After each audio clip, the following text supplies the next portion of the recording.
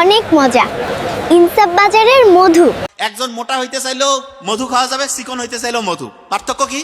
আপনি যদি মোটা হইতে চান যে আমি চিকন খুব মোটা হবো, তাহলে ঠান্ডা পানিতে মধু দিয়ে খাবেন। আর যদি কন যে আমি একটু মোটা সোটা চিকন হইতে চাই, তাহলে গরম পানিতে মধু দিয়ে খাবেন। বিস্ময়কর ব্যাপার।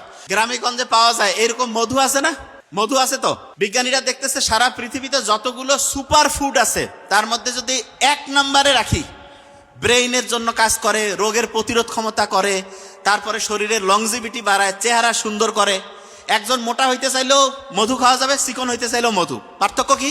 আপনি যদি মোটা হইতে চান যে আমি চিকন খুব মোটা হবো, তাহলে ঠান্ডা পানিতে মধু দিয়ে খাবেন। আর যদি কন যে আমি একটু মোটা সোটা চিকন হইতে চাই, তাহলে গরম পানিতে মধু দিয়ে খাবেন। বিস্ময়কর ব্যাপার। তার মানে মধু যে কোনো লোকের ক্ষেত্রেই অসাধারণ।